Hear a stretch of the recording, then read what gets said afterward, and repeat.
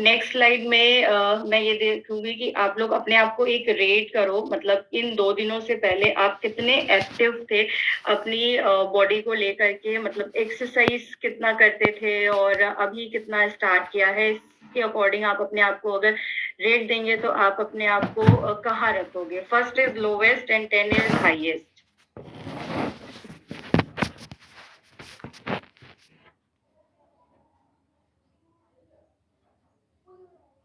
Okay, now अभी आपने अपने आप को स्कोरिंग दी और आपको भी रियलाइज हुआ कि मैं अभी कितनी एक्सरसाइज कर रही हूँ और कितना मुझे इम्प्रूवमेंट करने की ज़रूरत है। तो सबसे पहले तो आपको ये बताना चाहेंगे कि अगर हम गट के लिए एक अच्छी एक्सरसाइज नहीं करते हैं या फिर बहुत लॉन्ग ड्यूरेशन तक ही हमारा सिटिंग होता है, क्योंकि लाइफ स्टाइल ऐसी हो चुकी है कि आप चाह कर भी अपने आप को एक्टिव नहीं रख पाते हो। मीन्स आपकी जो जॉब प्रोफाइल होती है, लॉन्ग ड्यूरेशन तक बैठे रहना और एक्सरसाइज ना कर पाना, सुबह जल्दी उठना और शाम को देर तक आपका डिजिटलाइजेशन होना और उसके बाद आप सो जाते हैं। तो इन दैट कंडीशन क्या इम्पैक्ट आता है आपके गट पर? तो सबसे पहला आपका इम्पैक्ट आता है वो ब्लड फ्लो का डिक्रीज होना। आपकी जो रक्त वाहिनियां होती हैं उनका जो सर्कुलेशन होता है वो कम हो जाता है। बट हमारे बहुत लंबे समय तक बैठे रहने से इसका क्या इम्पैक्ट है कि आपकी ब्लड सर्कुलेशन का जो फ्लो होता है वो कम हो जाता है।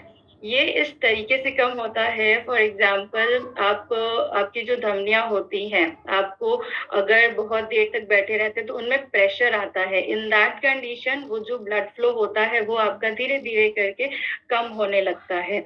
और अगर दूसरा इम्पैक्ट देखा जाए, आपका जो डाइजेस्टिव ट्रैक होता है उस पर प्रेशर आता है। आपका जो डाइजेस्टिव ट्रैक यानी इंटेस्टाइन है, आपका कोलोन है, वो श्रिंक होने लगता है। अब इन दैट कंडीशन जब आप बहुत देर तक बैठते हैं तो वो आपका अगर श्रिंक होगा तो इट मीन्स कि आपका गट अच्छी तरह से वर्क नहीं कर रहा है। तो इसको आपको कहीं ना कहीं मॉडिफाई करने की जरूरत होती है। बहुत लॉन्ग ड्यूरेशन तक हमें बैठना नहीं चाहिए। इसी को आगे एक्सप्लेन किया जाएगा कि किस तरीके से आप अपनी डेली लाइफ की एक्टिविटी को ऐड कर सकते हो, सो दैट ये जो 2 पॉइंट्स थे वो किस तरीके से आप मॉडिफाई कर सकते हैं। तो सबसे पहले जो आपकी एक्सरसाइजेस होती हैं, लिम्फेटिक एक्सरसाइजेस, जो आपके एब्डोमिनल ऑर्गन में ब्लड सप्लाई को एनहेंस करता है। तो आपको आप घर पे अगर बैठ करके एक्सरसाइज करते हैं तो ये बहुत अच्छी बात है। बट अगर आप ऑफिस गोइंग हो और आपको लगता है कि नहीं मेरे से एक्सरसाइज नहीं हो सकती है, तो कुछ ये एक्सरसाइज है जो आपको हेल्प करेंगी इन फ्यूचर भी और आपके आफ्टर दी 100 डेज जर्नी। सबसे पहले आता है आपका डीप ब्रीदिंग। डीप ब्रीदिंग किस तरीके से आपकी हेल्प करता है? डीप ब्रीदिंग आपका, जब आप तेजी से सांस लेते हैं और आपकी जो लंग कैपेसिटी होती है वो बढ़ती है, जो इनहेल और एक्सहेल का साउंड होता है उससे आपकी बॉडी डिटॉक्सिफाई होती रहती है। तो in that condition deep breathing आप कभी भी कहीं भी कर सकते हो। आपको इसके लिए लोकेशन की जरूरत नहीं होती है। आप घर पे बैठ के कर सकते हैं, आप ऑफिस आवर्स में कर सकते हो। बहुत इजी होता है आपके लिए ये एक्सरसाइज को करना। दूसरी एक्सरसाइज होती है हमारी एब्डोमिनल सेल्फ मसाज। आपका जो एब्डोमेन एरिया होता है उसमें कई ऑर्गन्स आप कहीं ना कहीं देखते हो कि आपका स्टमक भी वहां पर है, लीवर भी वहां पर है, आपके जो इंटेस्टाइन है या फिर कोलोन है, लार्ज इंटेस्टाइन है, इन सारी चीजों को अगर आप देखते हो तो एक एब्डोमिनल एरिया में ही पाया जाता है। तो जब आप एक सर्कुलर मसाज देते हैं थ्रू दी डाउनवर्ड्स, तो उस कंडीशन में आपकी जो सेल्स होती हैं आपके एब्डोमिनल एरिया में वो एक्टिव होती हैं और उस तरीके से आपका जो ब्लड सर्कुलेशन होता है इस एरिया में वो थोड़ा डिक्रीज होता है, मतलब इंक्रीज होता है। तो इस तरीके से आप थोड़ा सा खाना खाने के बाद कोशिश कर सकते हो या फिर अर्ली मॉर्निंग उठ करके ये एक्सरसाइज कर सकते हैं, तो उससे आपको काफी हेल्प मिलती है। थर्ड होता है आपका रीबाउंडिंग। आपके रीबाउंडिंग का मतलब होता है कि आप किस तरीके से आपको, फॉर एग्जांपल आप हल्का बहुत थोड़ा सा जंपिंग कर सकते हैं, रनिंग कर सकते हैं, तो वो रीबॉन्डिंग में आता है। उससे क्या होती है कि ओवरऑल बॉडी की जो मसल्स होती हैं वो वर्क करना स्टार्ट कर देती हैं। थर्ड आपका आता है ट्विस्टिंग एंड रोटेशनल मूवमेंट। आप अपने ऑफिस में बैठे हुए हैं, आपको लग रहा है कि पूरे दिन बैठा हुआ रह गया है और अभी तक मैंने एक्सरसाइज नहीं की है, तो इन दैट कंडीशन आप ट्विस्टिंग कर सकते हो। फॉर एग्जाम्पल आपने इस तरीके से मूवमेंट करी तो ऑल ओवर अगेन आपका जो बॉडी पार्ट होता है, आपका शोल्डर हो गया, आपका स्टमक हो गया, वो मूवमेंट करते हैं। तो इन दैट कंडीशन ऑफिस में भी बैठे बैठे अगर आप ये रोटेट करना चाहो, ट्विस्ट करना चाहे बॉडी को, तो आप आराम से कर सकते हो। तो आपको ये जो एक्सरसाइज मैं बता रही हूँ, deep breathing, abdominal self massage, rebonding, rebonding तो फिर भी आप सोचोगे कि ऑफिस में जंपिंग कैसे की जाए, इसे अगर आप ना करो तो आप ट्विस्टिंग, रोटेशनल, फिजिकल एक्टिविटी में आपका नॉर्मल वॉक एंड ऑल आता है। तो ये एक्सरसाइज धीरे धीरे करके आप अपने आप से स्टार्ट कर सकते हो, आप ऑफिस में कर सकते हो, सो दैट एक पर्टिकुलर टाइम पे आपकी बॉडी काफी लॉन्ग ड्यूरेशन तक ना बैठे। अगर आपकी बॉडी लॉन्ग ड्यूरेशन तक बैठ रही है तो वो जो दो कारण आपको बताए थे, ब्लड फ्लो जो होता है वो डिक्रीज हो जाता है, जो डाइजेस्टिव ट्रैक होता है वो ठीक से वर्क नहीं करता है, तो उन चीजों को मॉडिफाई करने के लिए आप इन एक्सरसाइज को स्टार्ट कर सकते हैं। थर्ड स्लाइड जो आपकी है फॉर द बिगिनर्स, मतलब आपने अभी तक एक्सरसाइज नहीं की थी और आप चाहते हो कि आप अपनी एक्सरसाइज स्टार्ट करो, तो ये कुछ एक्सरसाइज होते, कुछ योगासन होते हैं जो हमारे लिए काफी एक तरीके से हेल्पफुल हो जाते हैं।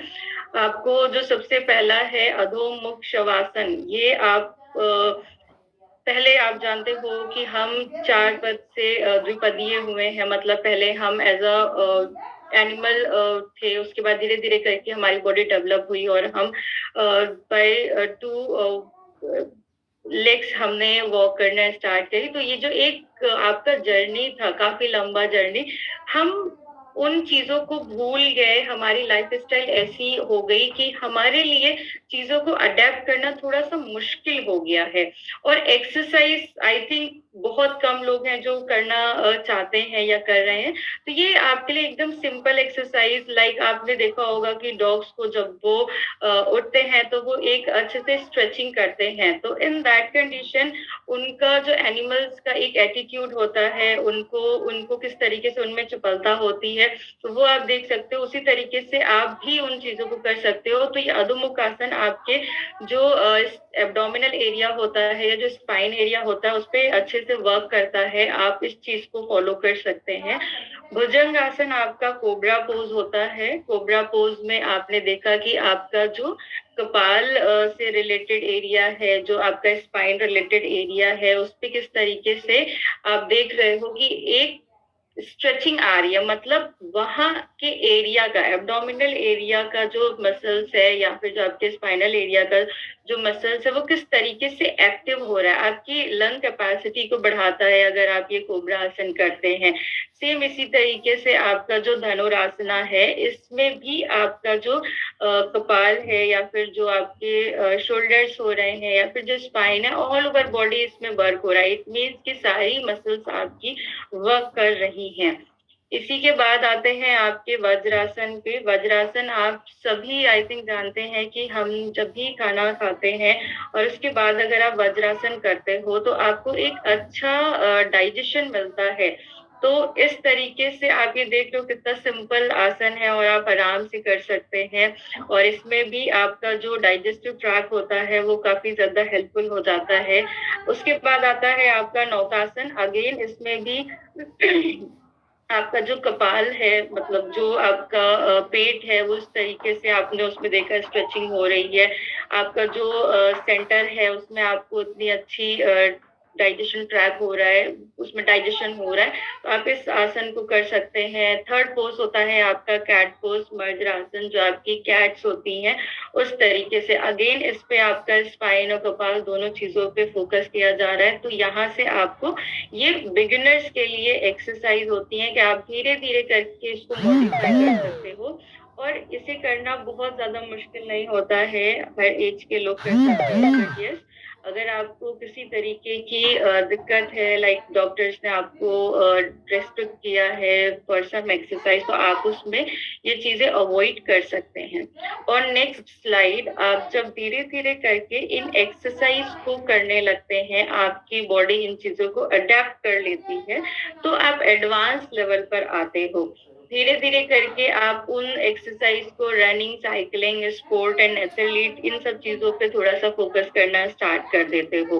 तो आपको भी पता है कि जब आप अपनी बॉडी में एक्टिविटी करते हैं, तो उसमें आपका जो गट माइक्रोब्स होता है, वो किस तरीके से आपका हेल्दी हो जाता है। आपकी जो गुड बैक्टीरिया और बैड बैक्टीरिया का बैलेंस होता है, वो कहीं न कहीं वो अनुपात सही होने लगता है। तो अपने आप को आपने एक्टिविटीज़ के थ्रू ज़रूर से ज़रूर डेडिकेट करना है। आप डाइट फ़ॉलो कर रहे हो, बट अगर आप एक्सरसाइज़ फ़ॉलो नहीं कर रहे हैं, तो शायद आपको भी ये फ़ील होगा कि हाँ, मेरे अंदर वो चेंजेस नहीं आ रहे हैं एज़ पर अदर्स, क्योंकि उन्होंने दोनों चीज़ें फ़ॉलो करी हैं, बट आपने ये दोनों चीज़ें फ़ॉलो नहीं की। तो आपने धीरे-धीरे करके ग्रेजुअली अपनी एक्सरसाइज को इंक्रीज़ करना है फ्रॉम 5000 स्टेप्स टू 10,000 स्टेप्स। एक बार में 10,000 स्टेप्स तक नहीं जाना है, क्योंकि हमारी बॉडी को धीरे-धीरे करके मॉडिफाई करने की ज़रूरत होती है। और नेक्स्ट स्लाइड, आपको एक ये मिथ आपने भी सुना होगा कि हम वाटर क्या ड्यूरिंग एक्सरसाइज ले सकते हैं, या फिर आपका जो वाटर का इंटेक होता है वो बिफोर और आफ्टर एक्सरसाइज ले सकते हैं।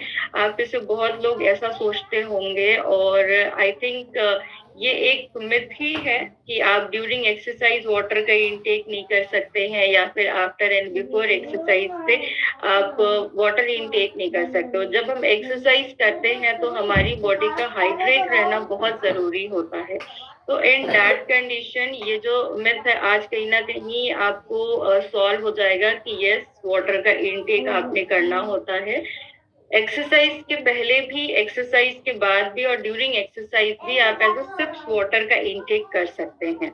और नेक्स्ट स्लाइड, जो आपके फैक्ट्स होते हैं या जो मिथ होते हैं, वो किस तरीके से आपको बताए जाएँगे। फॉर एग्ज़ाम्पल, अगर आप प्री एक्सरसाइज अपनी बॉडी को हाइड्रेट रख रहे हैं, तो ये इसलिए इम्पोर्टेंट होता है क्योंकि आपको फॉर एग्ज़ाम्पल जब आपने एक्सरसाइज की, बहुत ज़्यादा स्वेटिंग की हुई, और उन स्वेटिंग के कारण बॉडी हाइड्रेट जो होती है वो कहीं न कहीं डिहाइड्रेशन में चली जाती है, और डिहाइड्रेशन में जाने के खुद के एक बहुत सारे क्लॉज़ होते हैं, या फिर आपकी बॉडी पे एक हार्मफुल इफ़ेक्ट आता है। तो उस कंडीशन में आपका कोशिश ये करना चाहिए कि 2-3 घंटे जो वाटर का इंटेक है, वो कम से कम 200 से 300 एमएल तक आप आराम से ले सकते हैं। और जो आपका एक्सरसाइज स्टार्ट होने वाला है, उससे पहले लाइक 10 टू 15 मिनट पहले आप 100 टू 200 एमएल वाटर का इंटेक कर सकते हो। तो ये जो वाटर का इंटेक आपको बताया जा रहा है कि 2-3 घंटे 200 से 300 एमएल ले लिया, 10 मिनट पहले 100 टू 200 एमएल ले लिया, तो ये आप अपनी आदत में आज से ही ऐड करेंगे, शायद आपको ये फ़ील होगा कि यस, हाइड्रेशन हमारे लिए कितना ज़रूरी होता है।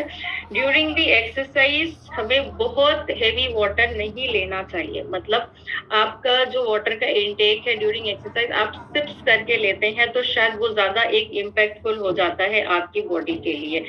ऑन द अदर हैंड, जब आप पोस्ट एक्सरसाइज हाइड्रेशन करते हैं, तो उसमें भी आपको ध्यान रखना चाहिए कि एक बार में बहुत ज़्यादा बेवरेजेस, मतलब बहुत ज़्यादा वाटर इनटेक ना हो। और एनी हाउ अगर आप ले रहे हैं, धीरे-धीरे करके आप स्टार्ट करोगे, और कोशिश करिए कि वो वाटर इनटेक हो जिससे आपका जो स्वेटिंग हुआ था और जो आपका इलेक्ट्रोलाइट इम्बैलेंस हुआ था, उसमें आपको थोड़ी-सी हेल्प मिले। फॉर एग्ज़ाम्पल, इलेक्ट्रोलाइट आप जानते हैं सोडियम एंड पोटेशियम, तो इन चीज़ों के लिए आपका जो वाटर इनटेक होगा उसमें लेमन वाटर है, मिंट वाटर है, इन्फ्यूज्ड वाटर है। तो पोस्ट एक्सरसाइज हमें इन वाटर्स का इनटेक करना चाहिए, ना कि नॉर्मल वाटर, सो दैट जो हमारा इलेक्ट्रोलाइट इम्बैलेंस होता है वो कहीं न कहीं बैलेंस में हो जाए। इसके बाद आते हैं आपके वॉक के ऊपर। आपको अक्सर आपने ये सुना होगा कि क्या हम मील्स के बाद डायरेक्टली या इमीडिएटली वॉक कर सकते हैं? तो आपको आज शायद इसका आंसर मिलेगा, क्योंकि बहुत लोग हैं जो कंफ्यूज हैं कि खाने के बाद हमें वॉक करनी होती है या नहीं करनी होती है, या फिर खाने के तुरंत बाद हम वॉक करें या ना करें। अक्सर हम खाने के बाद कोशिश करते हैं कि बैठकर टीवी देखें, या फिर आप लेटने की कोशिश करते हो। इसके पीछे का जो रीज़न होता है, वो ये होता है कि आप अपनी जो भी डेली लाइफ, मतलब आपने जो शेड्यूल फ़ॉलो किया, आप सुबह से चीज़ों को फ़ॉलो नहीं कर पाए।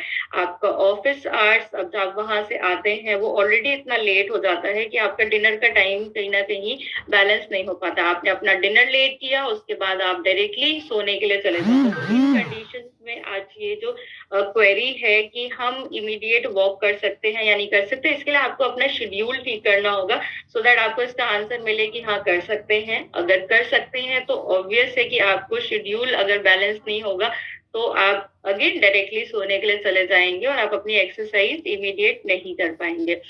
ओके, तो आपको जो इसका आंसर है कि इमीडिएट वॉक, आपको इमीडिएट तो करनी होती है, बट वो बहुत ज़्यादा आपकी जो वॉक होती है बहुत तेज़ नहीं होनी चाहिए। आप कोई बहुत ऐसी एक्टिविटी ना करें जो आपके डाइजेशन पे भूर्भुवस्सुः तत्सवितुर्वरेण्यं भर्गो देवस्य धीमहि धियो यो नः प्रचोदयात्। ॐ भूर्भुवस्सुः तत्सवितुर्वरेण्यं भर्गो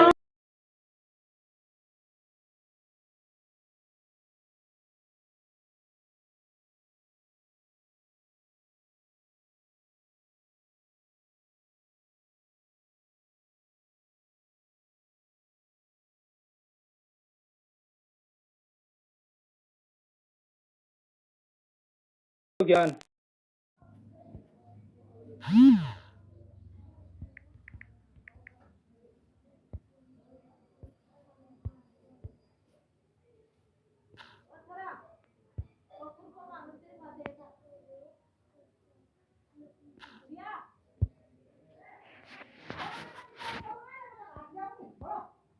करें जो आपके डाइजेशन पे इम्पैक्ट डाल रही है, तो बेहतर है कि आप अपनी वॉक जो है वो 100 स्टेप्स जो होते हैं आप उसके थ्रू स्टार्ट कर सकते हो। मतलब आपने खाना खाया, आपने 100 स्टेप्स ले लिए इमीडिएटली, इन दैट कंडीशन जो आपको बेनिफिट्स मिलते हैं, सबसे पहला जो बेनिफिट होता है डाइजेशन इम्प्रूव होना।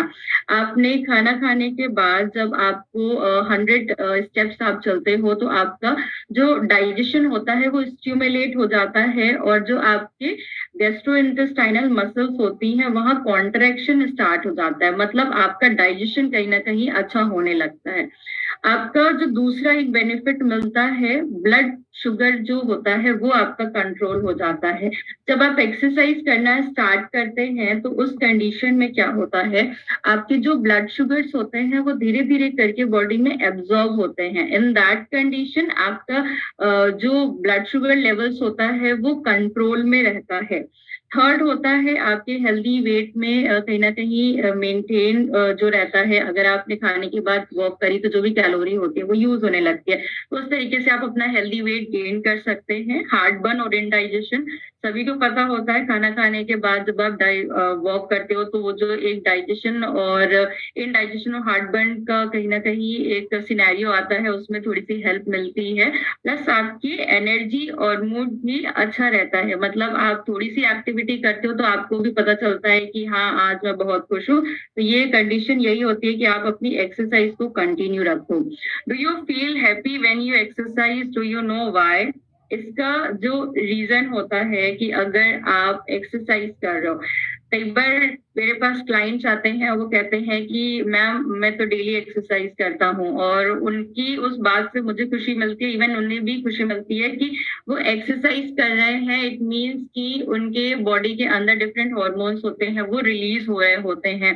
तो आपको अगर एक्सरसाइज डेली बेसिस पे करनी है तो शायद आपका जो मूड होता है वो बहुत अच्छा रहता है, पॉजिटिव एनर्जी बनी रहती है, ओवरऑल हेल्थ पे काफी अच्छा इम्पैक्ट आता है। तो कुछ ऐसे हॉर्मोन्स हैं जो आपकी ड्यूरिंग द एक्सरसाइज बॉडी से रिलीज होते हैं। फॉर एग्जांपल एंडोफ्रेंस जो आपके होते हैं, उनमें पेन किलर, ऐसा पेन किलर उन्हें बोला जाता है, और आपके मूड बस्टर्स होते हैं। जब आप अपनी एक्सरसाइज करते हैं तो ये आपका जो हार्मोन होता है वो रिलीज होता है। सेरोटोनिन, डोपामाइन, नॉर एपिनेफ्रिन, ये सारे जो हार्मोन्स हैं ये बॉडी में धीरे धीरे करके आपके रिलीज होते रहते हैं। जैसे आपने सुना होगा कि हमें जो डोपामाइन होता है प्लेजर देता है, तो इन दैट कंडीशन आप एक्सरसाइज करेंगे तो वो प्लेजर आपको मिलेगा। सेरोटोनिन जो होता है वो आपके मूड को, एपेटाइट को, स्लीप को रेगुलेट करता है। तो ये सारे हॉर्मोन्स आपकी बॉडी से रिलीज होते हैं जब आप एक्सरसाइज करते हैं। इट मीन्स कि आप हैप्पी फील करते हो अगर बॉडी एक्टिव रहती है।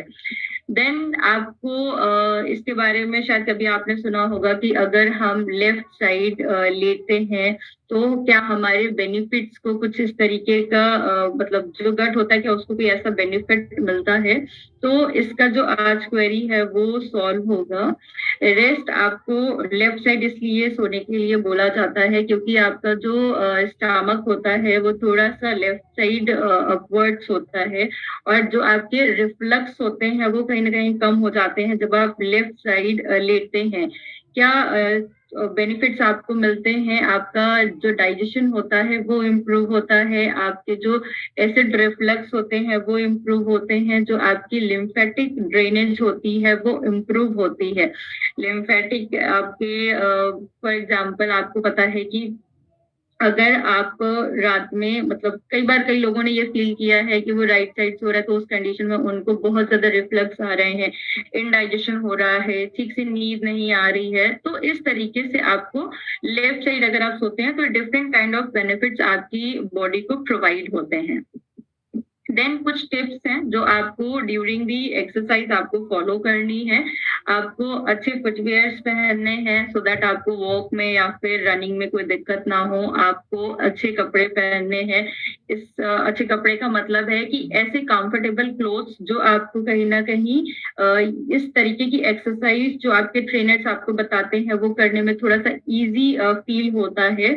देन आपको कोशिश करना चाहिए कि हफ्ते में एटलीस्ट 4 से 5 बार एक्सरसाइज। जो लोग कहते हैं कि मैं एक्सरसाइज नहीं कर सकता हूँ और मुझे थोड़ा सा टाइम नहीं मिलता है या ऐसी कोई दिक्कत है, तो कोशिश करिए कि आप अगर डेली बेसिस पे 7 डेज में एक्सरसाइज नहीं कर पा रहे तो आप 5 डेज 4 डेज भी एक्सरसाइज कर सकते हैं।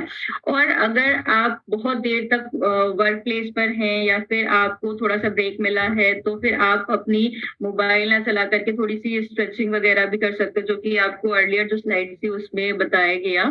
और आपको ये ध्यान रखना चाहिए कि आप जिस भी पार्टनर को अपने साथ एक्सरसाइज के लिए सिलेक्ट कर रहे हैं वो हर टाइम मोटिवेटेड रहे और आपको भी मोटिवेट करता रहे।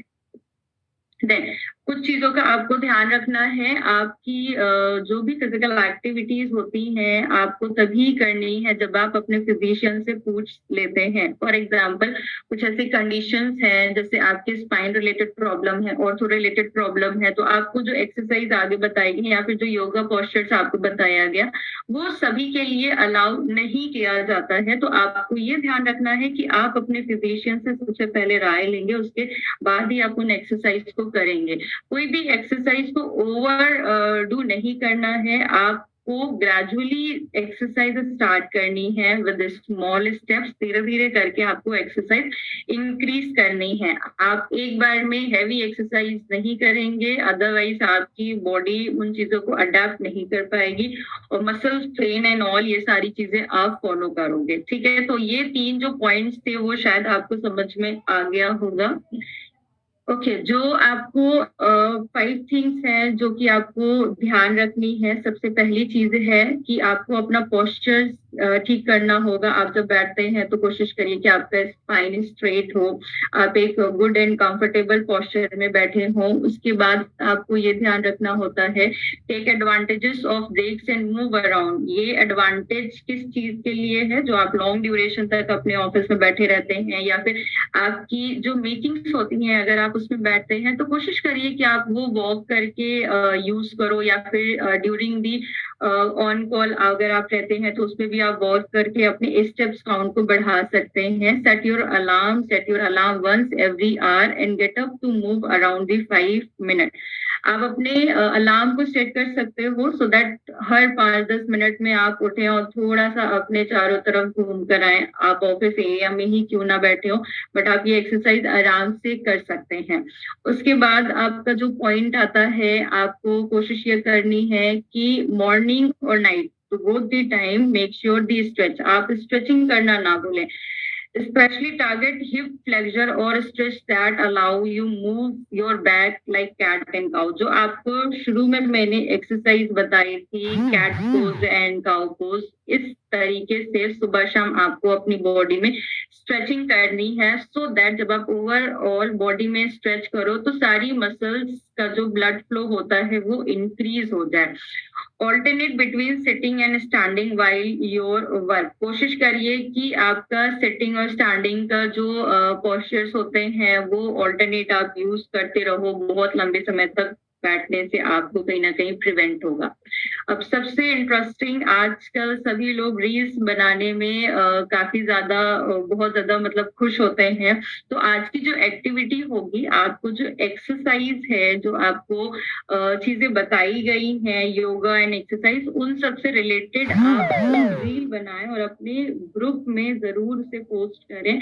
आपको भी खुशी मिलेगी और आपको ये फील होगा कि yes you are doing exercise on the daily basis. और एक्सरसाइज करना स्टार्ट करिए, भले स्मॉल स्टेप से स्टार्ट करें, बट एक्सरसाइज बहुत इंपॉर्टेंट है अगर आप अपनी 100 डेज की जर्नी में कुछ रिजल्ट पाना चाहते हैं।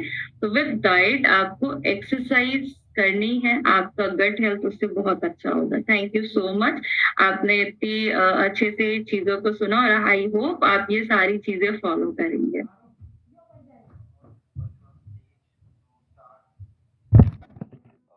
धन्यवाद दीपांजलि। दीपांजलि ने बहुत ही आसान शब्दों में बहुत ही